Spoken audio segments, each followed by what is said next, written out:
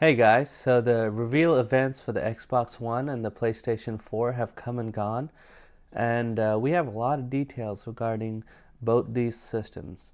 Let's talk a little about them.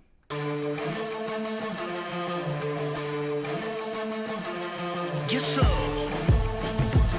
You know what this is?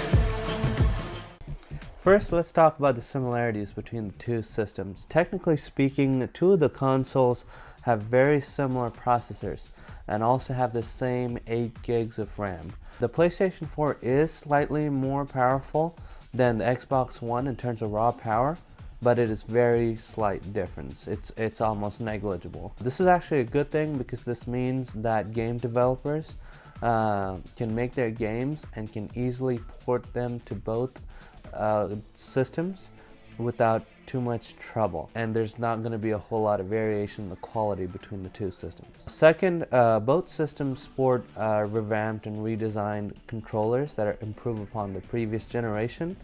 Now we won't talk about how they are slightly different from one another in the way that they're improved. We will talk about that a little bit later. The two consoles will also be coming with Blu-ray disc support, USB 3.0 ports, and graphic processing that is very similar to PCs of today. Finally, neither of the consoles are backwards compatible with the current generation of consoles, so you can say bye to that. So those are the things that are similar about the two consoles. So what's different between the two? Well, for one, the PlayStation 4 body, the physical system itself, has not been revealed at the initial announcement event. However, at the Xbox One, they have revealed how the system was going to look. I personally am not a big fan of the look of the Xbox One, but we'll wait till Sony releases their design for their PlayStation 4 at E3 to kind of see which ends up looking better. Another difference between the two consoles is that at the PlayStation 4 reveal, we actually saw a lot of games being announced, and not just any games, a lot of exclusive games.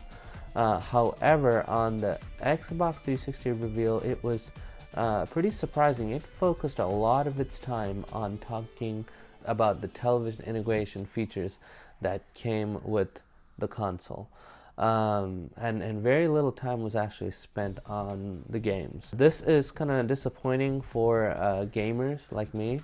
And PlayStation 4 really put out a really great presentation focused on games. Microsoft did announce that they are really going to be showing a lot of games, games that they have in their lineup for the launch at the E3 Microsoft presentation.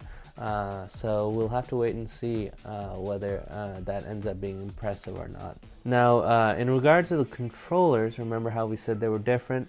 The DualShock 4, which is the PlayStation controller, will actually be sporting a touch sensitive interface in the middle of the controller. And this is done so that you could use gestures, programmable gestures that will let you use them in the middle of gameplay. It'll be interesting to see how Sony and game developers incorporate these in the games and the use of the console. So that's remain left to see. However, on the Xbox controller, the way it is designed differently than the previous generation is they have what's called impulse trigger controls. All that means, from what I've gathered, is that when you use the trigger buttons, the rumble feedback is more specific to the location you've used the trigger for. For example, if you're playing a shooting game and you shoot with the right trigger on the controller, you're going to feel the right side of the controller rumbling as opposed to the whole controller. Pretty neat. Again, we'll have to wait and see how it looks on, how it feels on an actual game to see if it's a great feature or not. Personally, I think that between the two consoles and the changes they made, the PlayStation 4 change is definitely more innovative in my opinion. So those are some of the highlights regarding the console so far, and here's kind of my take on the whole situation so far.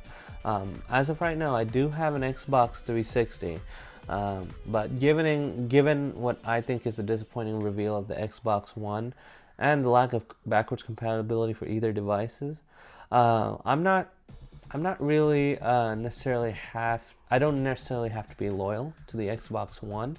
I have the freedom to really switch between either console if I decide to get one.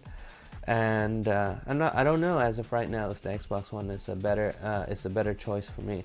And the PlayStation 4 reveal really impressed me with the lineup of exclusive games that are coming out for it.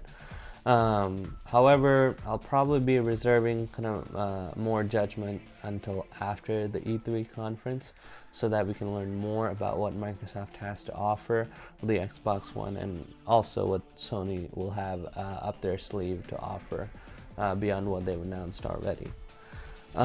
So that's my take on the whole situation so far. I want to hear yours now. Are you guys happy with the way these reveals have come out? Do you prefer one console over the other already? If so, what are your reasons why? Do you not like either? And share us your thoughts. I will try to listen to your thoughts and get back to you as soon as possible as you write them in the comments below. And I also ask that if you don't already, please feel free to subscribe to our YouTube channel here at Gooply. And we can't wait to put another video up for you soon. Thanks and have a good day.